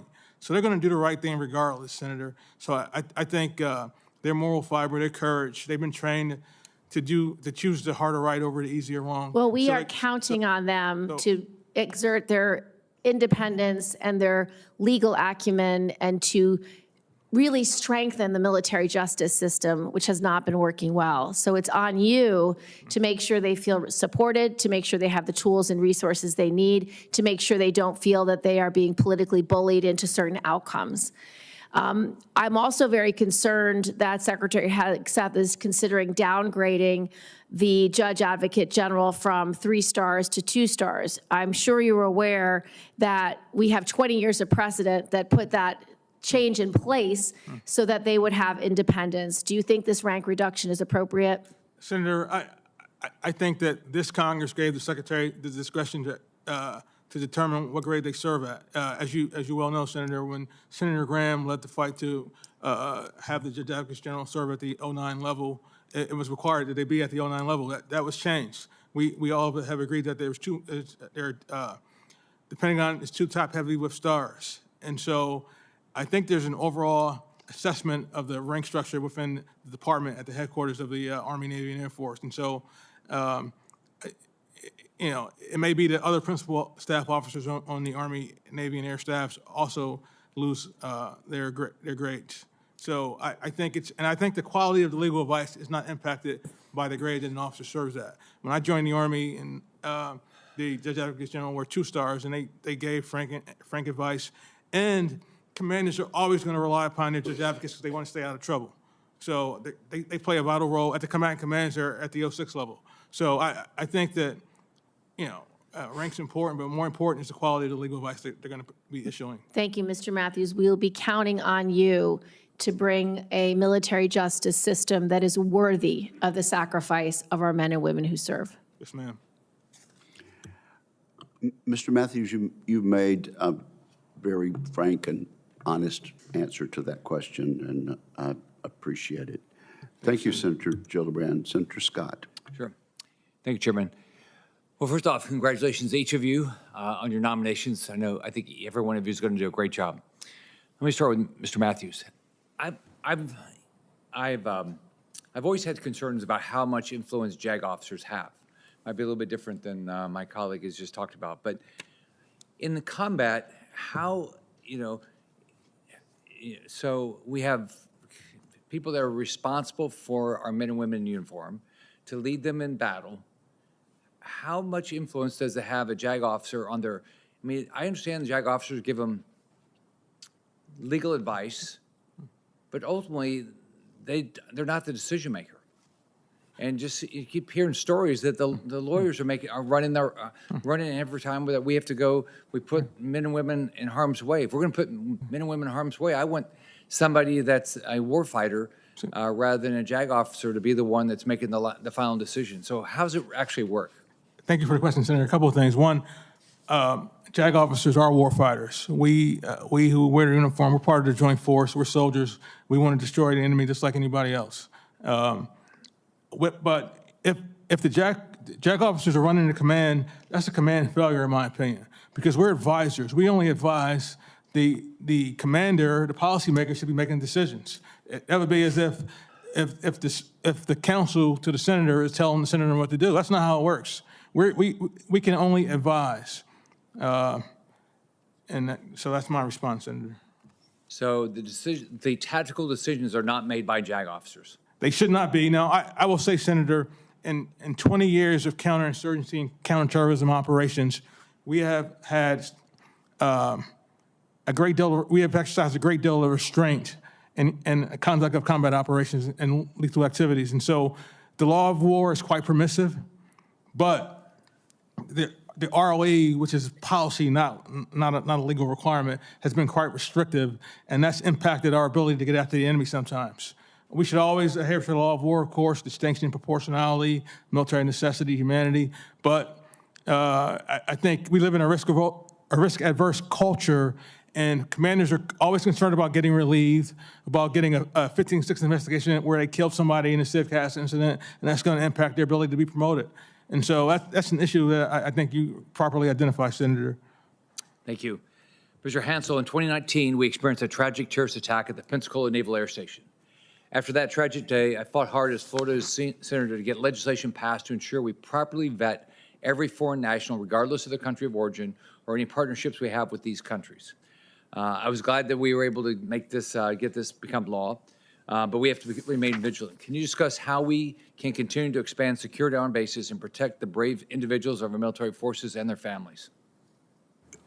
Absolutely, Senator. Being from the Panhandle, very aware of the incident in your fight for the legislation after it, if confirmed as part of my. Because you know what was happening, it was the military wasn't deciding who was allowed on our base.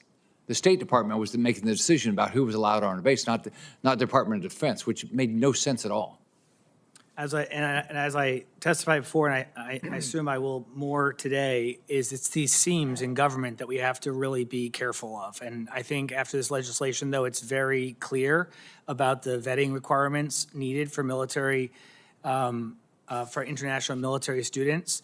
And I would say, as disturbed as I am about the status of our vetting, security clearance vetting capabilities in the department right now, there can be no exception about the application of them in securing our personnel. And I would just say, in addition to, since that incident, there's been new threats arising, and one that is of a concern of mine is this threat of UAS on our installations, and would certainly work with my colleagues in policy and the counter USX task force to best address that. Thank you. Mr. Marks, constantly we get reports that our military is not ready to go to battle today. If something happened today, they're not ready to go to battle. So what are the things that you can do to make sure that our men and women are prepared? Senator, I greatly appreciate that question. And one of the greatest ways that I believe that we can help our service members is to ensure that the places that they live and work are of a high enough standard and quality so that they're not distracted by the things that would take them from their mission preparedness to ensure that they're 100% ready to go do the work that they need to do. Thank you. Thank you, Chairman. Thank you, Senator Scott. Senator Rosen. Well, thank you, Chairman Wicker, Ranking Member Reed, for holding this hearing, and I want to thank Congressman Williams for meeting with me last week. Thank you. I'm going to direct my questions to you, Congressman. The Nevada test site, now known as the Nevada National Security Site, NNSS, but we really still call it the test site in Nevada, so I'll defer to that. Well, it is larger than all NNSA sites combined, and to the ranking member, our sites, it's equivalent to the size of the state of Rhode Island. So, but High tide or low tide? We'll strike that from the record. There you go. Anyway, the Nevada test sites played a critical role in nuclear weapons development. It was ground zero for the majority of the United States explosive nuclear testing from 1951 to 1992, when 100 atmospheric and 828 underground tests were conducted. During this era, which we must not ever return to, millions of people and acres of land were contaminated by radiation. Since President George H.W. Bush signed the moratorium in 1992, the NNSA has utilized the Stockpile Stewardship Program in Nevada's underground laboratory to conduct subcritical experiments to certify the reliability, safety, and effectiveness of our nuclear stockpile. What we're doing in Nevada is working. For decades, the directors of the national laboratories, the commanders of U.S.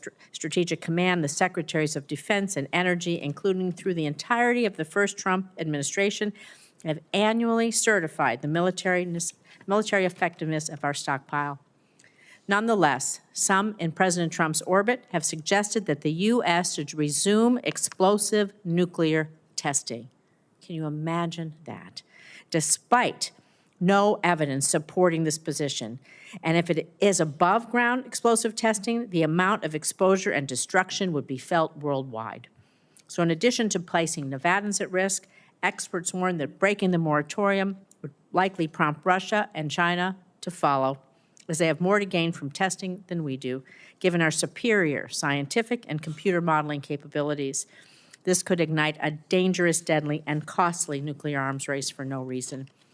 So, Congressman Williams, if President Trump were to ask your advice about returning to explosive nuclear tests, how would you counsel him on the national security implications, and what would you recommend? Senator Rosen, thank you for that question. Thanks very much for hosting me in that conversation. It was very insightful and very much appreciated that. As you pointed out, we have 928 tests, nuclear tests that we performed, more than any other nation, and we collected more data than anyone else. And it is precisely that data that has underpinned our scientific basis for confirming the stockpile since the moratorium in 1992. The decision whether to continue testing critical testing, supercritical testing, would certainly be above my pay grade should I be confirmed as the administrator. Would you of NSA. recommend explosive nuclear testing in place of our subcritical testing that we do at the U-1A tunnel effectively in all of these years? And sorry, to get to my answer is I would not advise testing, and I think we should rely on the scientific information. Thank you. I'm going to stay on this because resuming explosive testing at the Nevada National Security Site would risk severe economic and environmental impacts, not just in Nevada, but primarily in Nevada, placing more than 2 million people at risk who live in Las Vegas, and not to mention the downwinders states going east. We know that at least 32 accidental venting accidents occurred during the last period of underground testing. That's why there's strong statewide bipartisan opposition to testing, including from our Republican governor.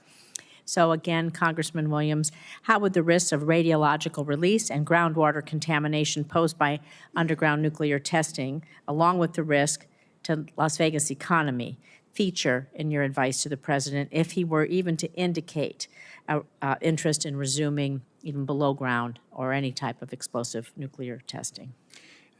Senator, thank you for the question. My primary concern would be for our deterrence, that we're deterring our enemies. The environmental impact, of course, would be very important and impactful to the citizens of Nevada. And I think before those kinds of activities were to take place, particularly so close to a populated area like Nevada, those would be very important considerations. Thank you. Thank you for your time. Thank you. Yield back. Thank you very much. Senator Kelly. Thank you, Mr. Chairman. Mr. Hansel, as Undersecretary of Defense for Intelligence and Security, you would be responsible for the overall security of classified information. And recent reporting has highlighted that foreign governments are increasingly trying to exploit recently fired probationary federal employees for classified information. And as you know, some of those probationary employees have actually worked for DOD for some period of time. If they were promoted, they go to the probationary status. And our national security secrets are more at risk now because, this is my view on this, because of this administration's sledgehammer approach to our federal workforce.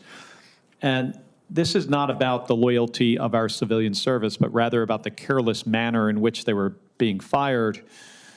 And while this isn't a new problem, this administration's actions have made it a bigger one. So already we were aware of an ongoing effort by the PRC to contact and recruit members of the U.S. military to learn how our military operates so effectively in certain areas. Certainly combat aviation is one of those. And we have an edge because of our training and our tactics and our long history, especially in combat aviation, but in other areas as well. We should not be making this information available to our adversaries. So last year I introduced a piece of legislation called the No Work with Adversaries Act with Senator Cotton to help try to tackle this problem, and I'm going to be introducing this legislation again next year. So if confirmed, Mr. Hansel, how do you plan to shore up our military's defenses and ensure service members and DOD civilians are alerted to the threat that's out there from the PRC and our adversaries?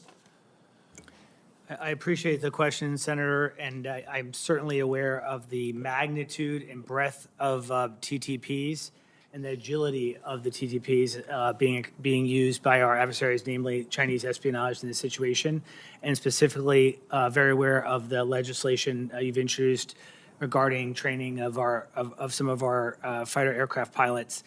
From outside in, not yet having been in the department, I would say is my hypothesis that most veterans and service members don't have any malice intent. I bet the bad apples are far and few between. And I think this is an example where we need to have clear guidance that's understood by service members and develop the tools that enable them to navigate the commercial space at a speed of relevance. I am very concerned about the department's ability in foci identification and mitigation along a slew of variables in the industrial base, but this would be a perfect example reading the legislation about not only pass-through entities, but the amount of subsidy that triggers the legislation is something that I think we have a burden to provide the service members the tools to do the right thing, which I think is their natural instinct. Yeah, I agree with you. Most service members do not have any intent to share information, though just one, the right person with the right knowledge, can do significant damage to our national security. I think it's also important that everybody understands that the risk is out there, and the PRC is actively trying to recruit. My understanding is there have been times where, folks think they're working for, one company, and they're actually working for the PRC.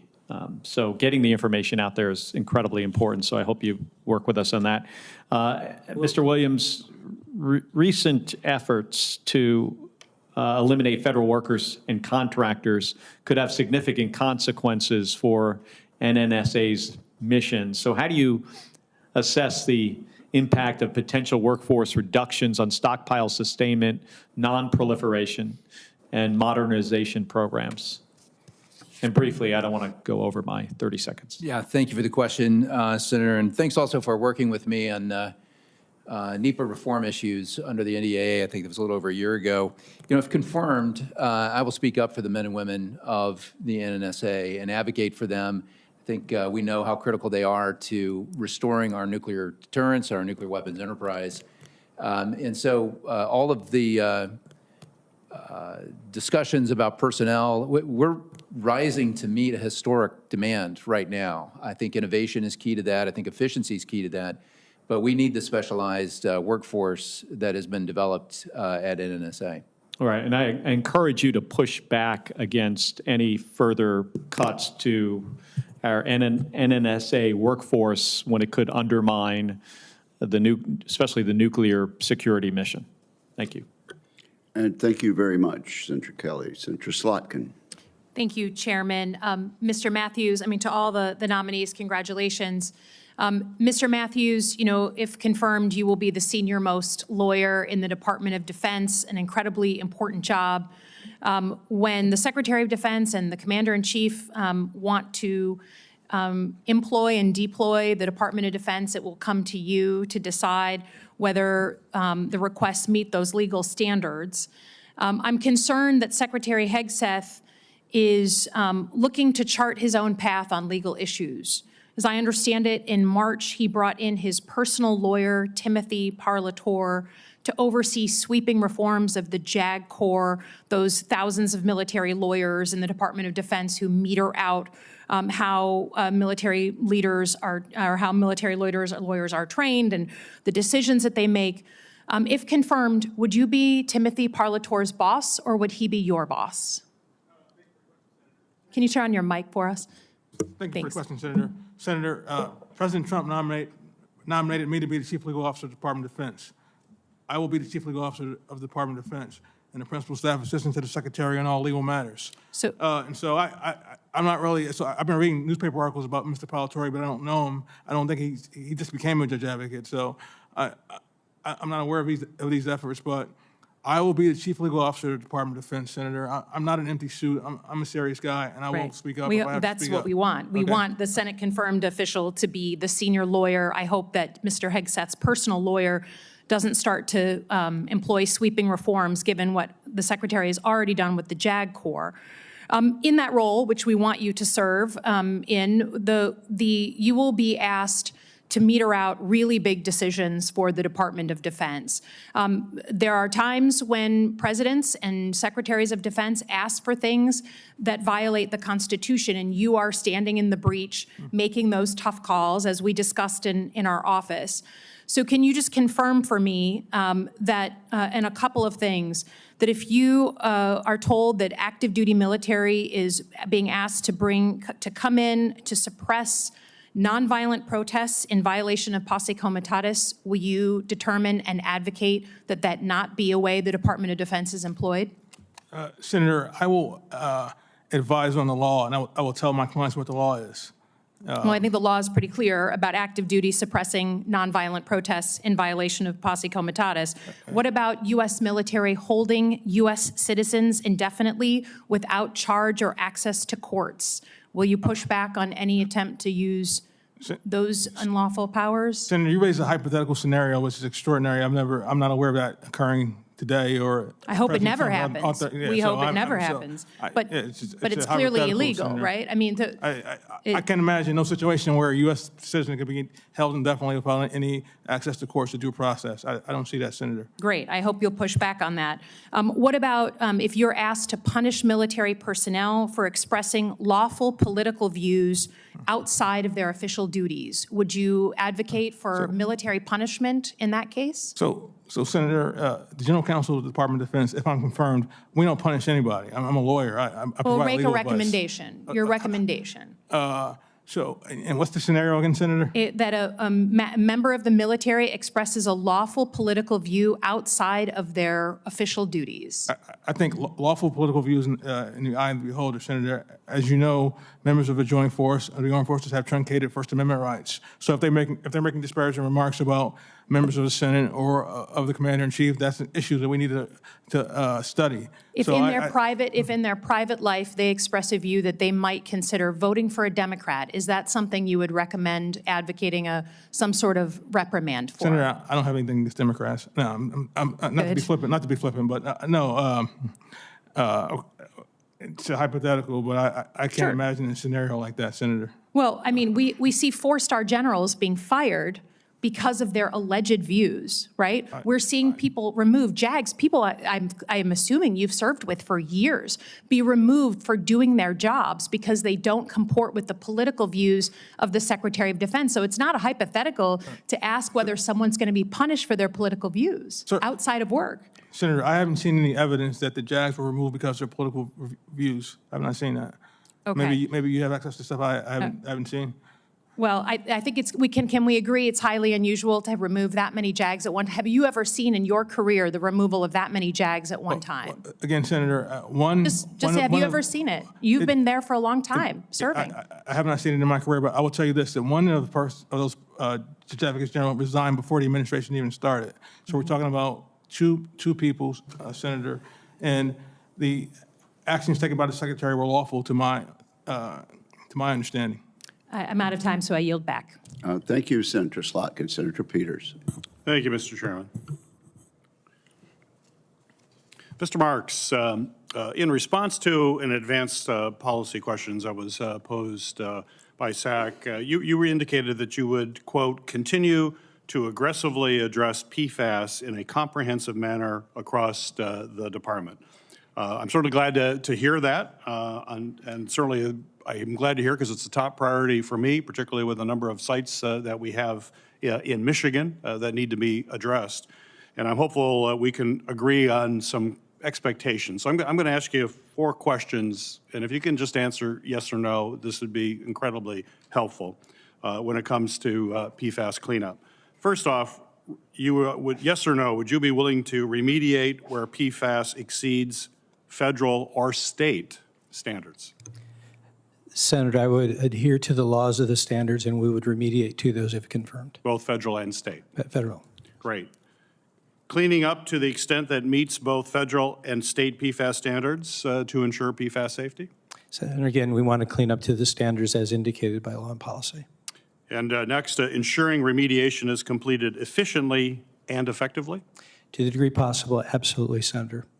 And finally, improving transparency and engaging with community stakeholders throughout the process. Senator, transparency is key, and yes, if confirmed, we would want to uphold that. Great, and transparency is essential. One of the frustrations we've had is the communications in our local communities, and I would hope that would be different if you are confirmed. Again, Senator, you have my commitment. If confirmed, we'll work hard on transparency. Great, thank you. Mr. Hansel, congratulations on your nomination. I'm glad that we were able to meet in my office prior to this meeting and talk about priorities related to technology acquisition process in the intelligence community. As we discussed, if you recall, in my office, the bulk of new information technology development in the commercial sector is the DoD's traditional acquisition practices. and we think they need to be updated and streamlined to quickly adapt and to integrate to commercial technologies that are advancing a whole lot faster than we're seeing in the traditional sources. But this kind of change is particularly challenging for the IC community, given the needs for additional safeguards and classification. So my question for you, sir, is if confirmed, how will you work to speed up commercial technology adoption? Senator, thank you for the question. It's very aware of it in my private sector experience. I've seen the challenges highlighted in the Forge Act. As an advisor to DoD IC clients, I saw firsthand the opportunity costs of not enabling decisive action. And in advising private sector clients trying to do business in the intelligence community, the Defense Department, I saw the loss of effects of not being a good customer and not cutting the red tape. I agree with you. In areas with more classification, these problems are exacerbated. And I think we certainly, the first thing I would do is, in line with the Forge Act, but I think we need to be more aggressive, is make sure there's not an overclassification. I've seen too many times where folks are using overclassification as a barrier to entry to deter competition, and that is not getting the best effects downrange for the warfighter. We have to stop that. Another example of the red tape is, when between an FCL accreditation, SCIF accreditation, security clearance backlog, when in the private sector, it sometimes is better to buy a company for accreditation than to go through the process. I think we can agree the process is extremely broken. And what I would do, I think top two things I would do is, one, I think that there's an incredible amount of people out there that want to provide services to the intelligence community and defense department, but don't understand the problems which exist because we've overclassified them. And so I would work to build bridge with leaders in the inside industry. All right. Well, I look forward to working with you if confirmed on all of that. Thank you, Senator. There's a lot to do there.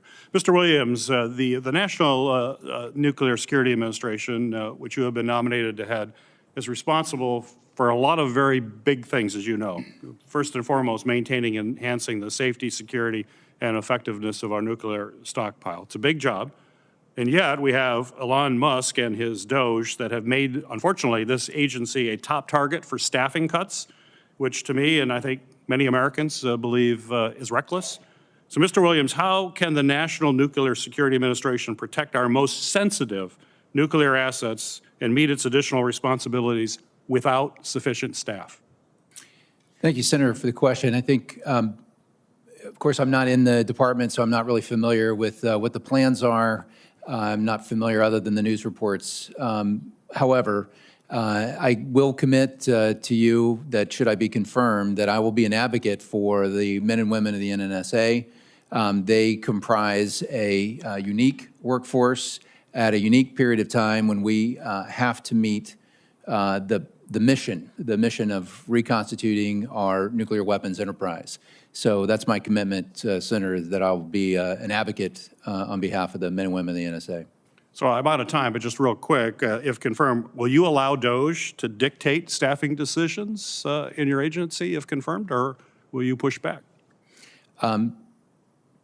Senator, I'm not aware of how DOJ operates, but the NNSA Act by Congress puts personnel issues under my authority should I be confirmed as the administrator, and I will be certain to protect and exercise that authority that's given by Congress. Very well. Thank you, Mr. Chairman.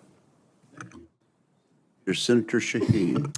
Thank you, Mr. Chairman, and welcome to all of the nominees this morning. Mr. Marks, the former Pease Air Force Base in New Hampshire was one of the first places where PFAS was discovered after the base had been closed.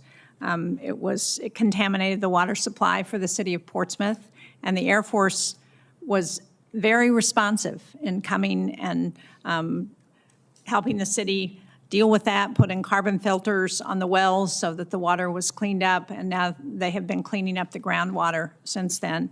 So I was reassured to hear your responses to Senator Peters about your commitment on PFAS.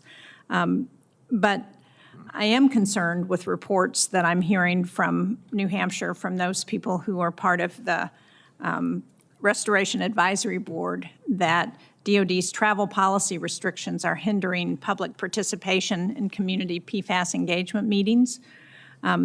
So again, I was reassured when you committed to supporting community engagement on this issue, but do you agree that there is a responsibility to meet regularly with those restoration advisory boards, and if possible, to do that in person where possible so that it increases transparency and engagement with communities? Senator, thank you for that. I'm unfamiliar directly with that part of the issue. However, partnership is exactly what needs to take place in communities to be successful. And so if confirmed, I would want to work with the services to better understand why they were not allowed to travel. I understand the orders that have come forth on that, but my understanding is also that mission can go forward. So I would like to dig deeper, if confirmed, to understand more. But it would be my encouragement to have those in-person meetings. I think they're the most effective methodology. Well, thank you. I appreciate that, and I agree. And I would just point out that because of the early recognition of PFAS contamination, PEAS was the site where the Agency for Toxic Substances and Disease Registry, which is now being cut, did a health study that is still ongoing. It's about to wrap up with, I think, about 9 sites around the country to determine the long-term health effects of PFAS. But for us in New Hampshire, the impact from the former Pease Air Force Base has been significant because there were 2 child care centers that were affected by the contamination, and parents were very concerned about what that impact will be long-term on their children. Mr. Matthews, I understand you were present in meetings at the Department of Defense on January 6th, and that you subsequently wrote a report outlining fallacies in previous testimonies to Congress. I appreciate that, but I'd like to know how you intend to ensure that all DOD attorneys provide legal advice that's free from political influence. Thank you, Senator. Senator, I think that's the standard. That's the expectation, that they will be free from political influence. That's your job. And so I will reinforce that requirement throughout the department to the extent I can, as that, if confirmed, Senator. And you are a member of the Army JAG Corps, is that correct? I'm a reserve officer in the Army JAG Corps, yes, ma'am. Well, I'm sure you're aware that the Secretary of Defense fired the Army and Air Force JAGs at the beginning of May, starting at the beginning of May. A number of my colleagues on this panel have requested answers for why that happened, but do you have any knowledge of? I wasn't at the department. I have no special insight, ma'am. I do know that my understanding was that Secretary Hegseth announced that the president will be accepting nominations for those positions, Air Force and Army and Navy Judge Advocate General, and that the incumbents for the Army and Air Force did resign after it was announced that nominations were being sought. But I have no insight into why that occurred. But just to be clear, do you consider your job as a JAG officer to be political in any way? No, ma'am. Thank you. People in uniform should stay out of politics, ma'am. That's my view. Well, I appreciate that, and I hope that that's a value that the Department of Defense and Secretary Hegseth will continue to reinforce.